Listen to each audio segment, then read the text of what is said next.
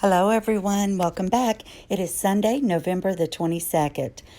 Will Meghan try and portray herself as Princess Diana for Netflix? Starting to wonder. She hasn't produced anything with them yet, and they gave her a little advancement to work with, and it seems like she's running short on Monday. So there's rumors that Netflix wouldn't have hired her unless they were going to get some juicy information or gossip from her. And we know there were secret photos and audio tapes and videotapes in her diary. So we'll get into this. Disclaimer, full disclaimer can be found down below in the description box. And thank you for subscribing. And there's a picture of the London Bridge in the background. I want to thank you all for watching. Thank you so much for being here. I hope if you like the video, you'll like it and consider subscribing. So let's go ahead and we'll get moving. Oh, my daughter's cat is going to talk to us a little bit in the background. So let's start out here. New idea has pregnant Meghan walks out. There's just rumor that she spent a lot of time up at the Santa Barbara ranch that has like 40-something cottages, a couple hotels, and that she's spending a lot of time away from Harry. And the last few videos that he did, he was by himself and seemed upbeat and happy. I don't think she was pregnant. I don't think she was ever pregnant, and I'm not sure if they have a surrogate that is carrying their child now or not. So let me know what you think in the comments. Shock claim, Meghan walks out on Harry. As Prince Harry prepares to fly home to the UK for crisis talks with his grandmother, the Queen's sources tell New Idea tension is well and truly brewing between the Duke and Duchess, his wife Meghan, behind closed doors. I imagine they're like that most days, that it's intense, an emotional visit. Harry, 36, is expected to meet Her Majesty at Windsor Castle any day now to face the music, and staff have been told to start preparing what's set to be an intense emotional visit. So maybe this is where the Queen will put her foot down, and Meghan's not happy. A source told The Sun staff at Windsor have been told to prepare the possibility that Harry could come back. I know that Meghan has... People have said that she's not happy and that they've had multiple arguments over him going back, but he does have to go back and face his family, and if not now, then in March. So we'll see what comes from all of that. Duchess Meghan, there's a picture of her coming out from the ranch that's in Santa Barbara that's very famous, and I'm going to do a separate video on that. And she's walking along. It says, now New Idea can reveal Meghan's not happy about it, and it's driven a further wedge between the couple, who have continued to put on a united front while appearing in video conferences from their Montecito home recently. Things aren't going great between them, says the source, adding that the two have barely spent any quality time together.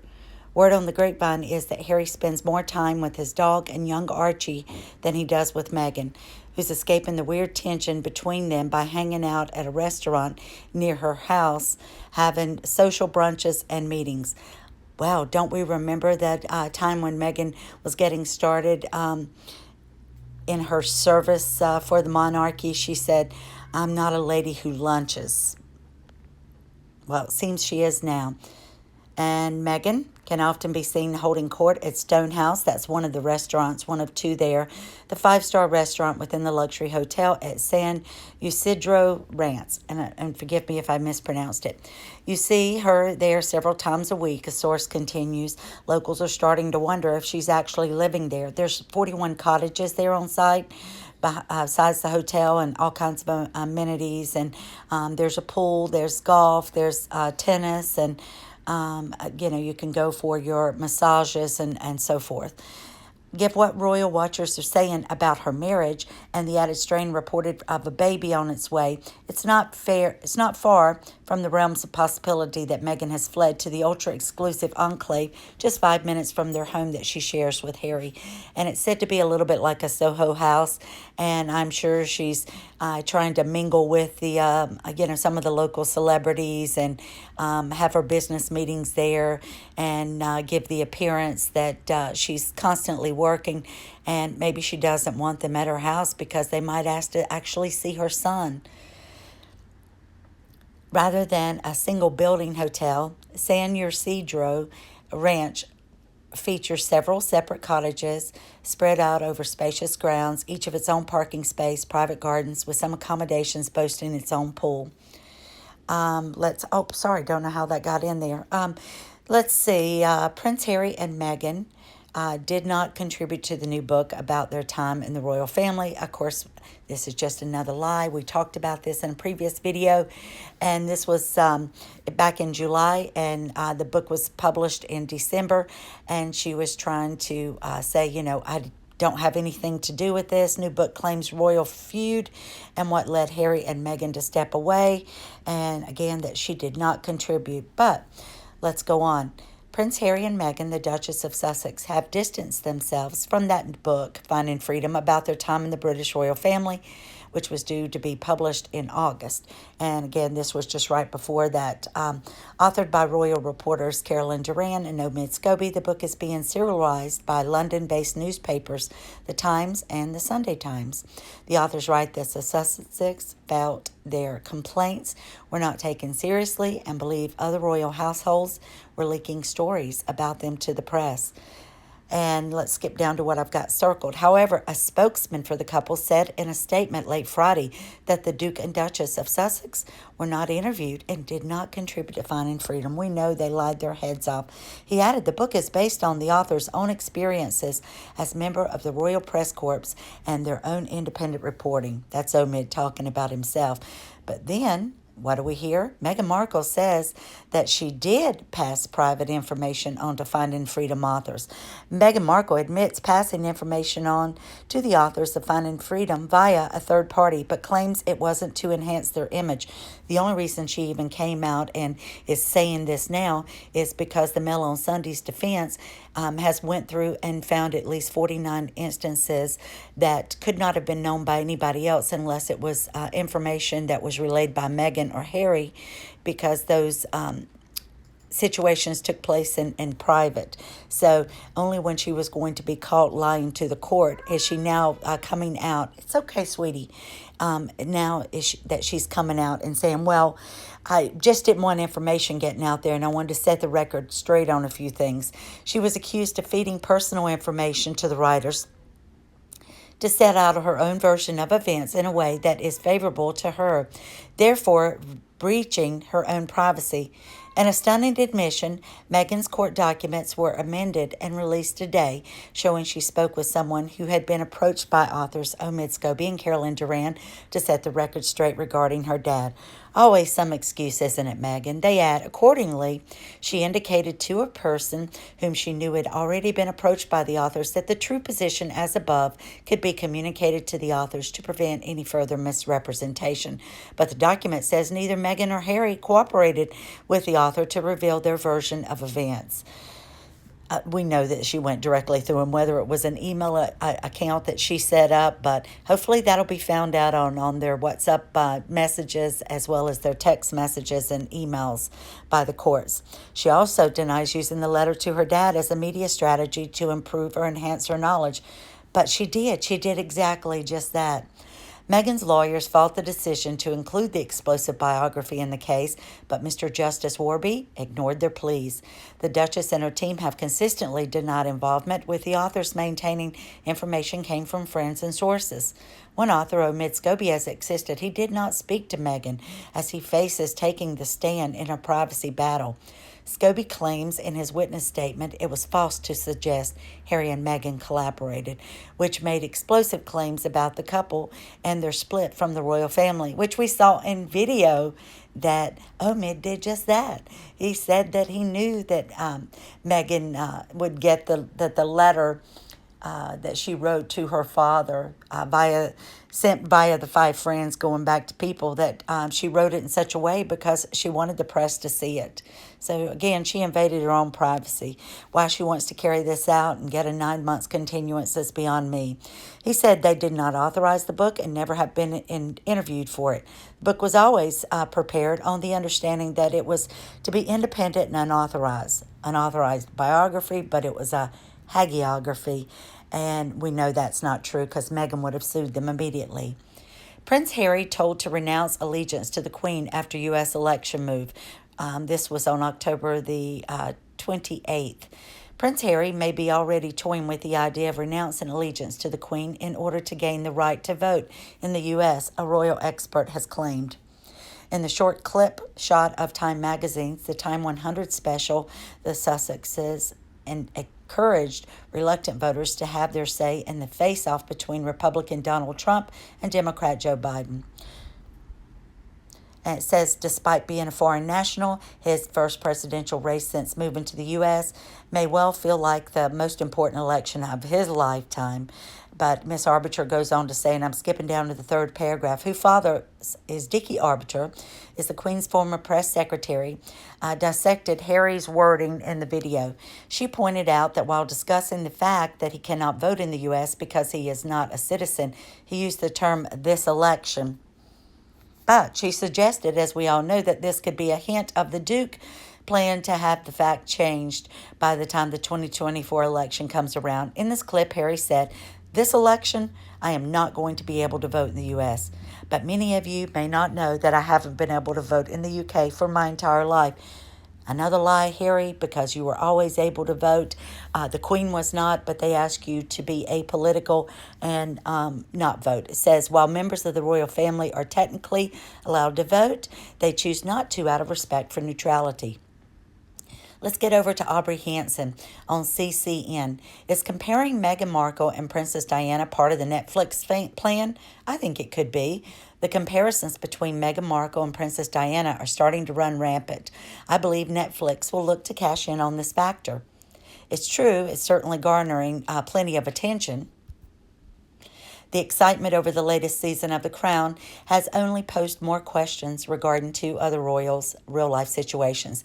They're talking about the deal with Meghan and Harry, and that it says, no, that's not their plans at all, that theirs is for family programming. Meghan will be positioned as the modern-day Diana. Netflix is looking to script the next chapter of their royal coverage beyond The Crown. So whether it will be included in The Crown in Season 5, and I think that's supposed to be the final year. Season 4 just started last Sunday, and The Crown Season 4 has been taking Britain by storm, and rightfully so. It's a wonderful piece of television. It's even knocked Meghan Markle and Prince Harry off the royal front pages for a bit. However, if any of us thought that the Sussex fan base would allow their idol to have her spotlight stolen, well, we were very much mistaken.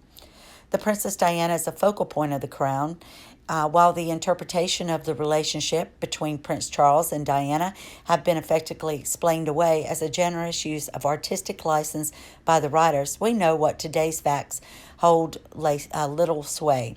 Popular opinion reigns supreme, and for the majority of the uninformed individuals, what they see on their television is the truth. This is undoubtedly true of Meghan Markle fans. They have delighted in bashing the real-life Prince Charles. Why? Well, for the deeds of Josh O'Connor, the actor who plays Charles in The Crown.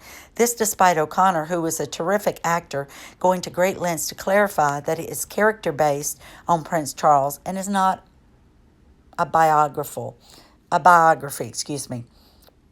biographical material. Meghan Markle fans dismiss such chatter, though it doesn't... Oh, excuse me.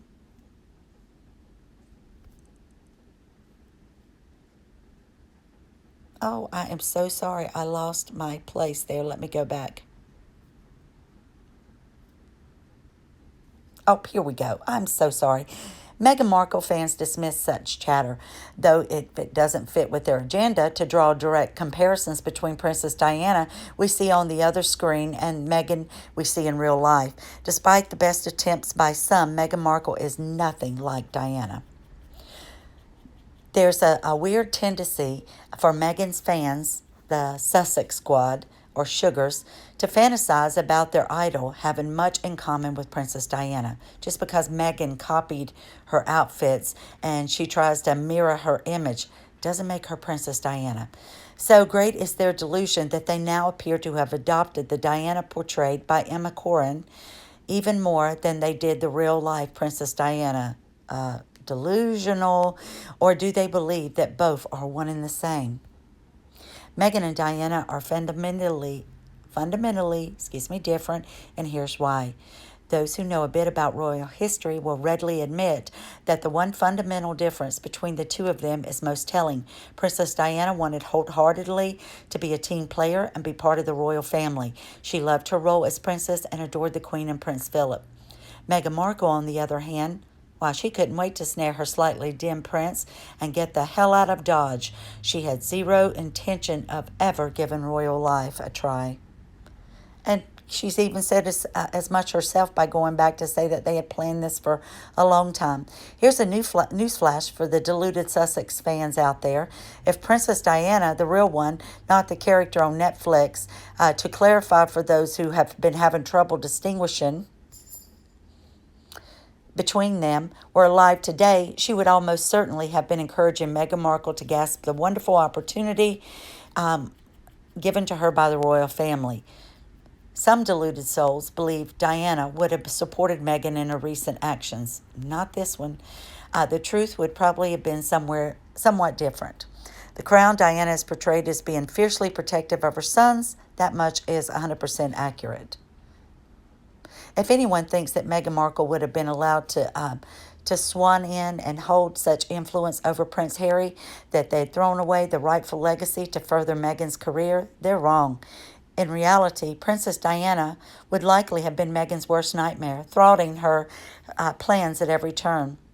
Crayon says, with the new season of The Crown, I'm going to bet that Meghan tries to say that she has the same issues as Diana did within the family. Netflix will undoubtedly play off the Meghan Markle and Princess Diana dynamic. If I were a betting girl, I'd place all my chips on the recent move by Netflix to capitalize on the Crown's success. How? A Harry and Meghan reality documentary. We've already been told, it was already announced that they were looking to do a fly-on-the-wall documentary. So if this has already been mooted and will be announced next year, I would imagine, the narrative will most likely spin off the interest in the Diana/Charles dynamic and try to present a similar situation between Meghan Markle and the royals. Any documentary series will undoubtedly feature plenty of Meghan Markle, who has always going to take center stage. Talk of staying behind the camera was always a load of tosh. The spotlight is like oxygen to that girl. She cannot exist without it. Why, I predict that Meghan will look to portray herself as a modern-day Princess Diana, with the Netflix camera's help and some choice editing of the footage that has been reportedly been shot since the Sussexes left the royal fold earlier this year. This documentary was always in the works. Why else would the couple fill the journey from royals to vacuous celebs, if not to eventually sell it to the highest bidder? Piers Morgan, how can hypocrite Harry complain about how the press treated his mother but sell his soul for millions to Netflix sharks who have portrayed her as a shallow, vomiting lunatic and his father as a bullying, bed-hopping monster? A little strong, but I am a fan of Piers. That Meghan Markle will look to capitalize isn't news or in the question. Prince Harry allowing his parents, including his dead mother and his brother and grandparents, to be exploited to further the career of a Z-list nobody is the news. Such a move would surpass even the abdication of Edward VIII, in my opinion, and place Harry in a category all of his own when it comes to being an absolute embarrassment to both the Queen and country. It absolutely is. I don't know what's wrong with him anymore, but it does seem like that things might be coming to an end for them. It seems as if that they're not getting along, and there's a lot of tension and fighting, and the mere fact that the two videos he did where Meghan was nowhere around, he seemed relaxed and actually happy. And who wants to stay in a loveless marriage? We all know she didn't love Harry, that she just wanted him for his money, his fame, the titles. And as she was trying to climb the social ladder, they make Meghan out to be a millionaire. But most anybody they write about, they like to pad and say their account and say, oh, they were worth $5 million. She didn't make $5 million with all the episodes put together as her little character actress position in Suits. She usually had very few lines, We know that she was being booted off the series, hence she was getting married and leaving. She didn't have a job. She didn't have anywhere to go to. And remember, she told Lizzie Cundy over in London and other people that she wanted to marry a rich aristocrat. She wanted title. She wanted respect. She wanted all the things that, and great sums of money that she never had before. She knew she wouldn't get another job. She was too old, and she was lying about her age to start with. So let's see what happens. I'll keep you updated in the near future. And one more thing about Princess Eugenie and her husband Jack moving into Frogmore Cottage, and all the articles that are out there saying that Harry and Meghan welcomed them to come and live there. They didn't own that. They weren't given that. They were given that as a place to live, as a residence by the Queen. The Crown owns Frogmore Cottage, and we all know that Harry and Meghan can't give it to anyone. They don't own it themselves, and they probably did not pay any of the money back. And the Queen thought, they're not coming back. We've spent all this money on refurbishments. Let's let my granddaughter and her husband, who is expecting their first child, live there instead of the 2-bedroom cottage that they're living in. So I think it's wonderful Jack and Eugenie will be taking over their house, and that Meghan and Harry's furniture was put in a moving, van overnight and is told to be shipped to America to them. And that's just their way of trying to play with PR and make it look like they've done something nice when we know they've never done nothing nice that we can ever recall. But I hope you all had a great weekend. Have a wonderful start to your week. And I'll try to get something else posted this week for you. If I miss you or you don't catch this video or the next, then I want to wish you all a happy Thanksgiving and hope that you're able to spend time surrounded by whatever family or friends or loved ones that you're able to, according to the restrictions that we all have to live by now. But I hope it's enjoyable and just a happy time. I wish you all lots of love and many blessings to you all. Take care and have a wonderful week, everyone. And I'll be back soon. Thank you for watching. Don't forget to like.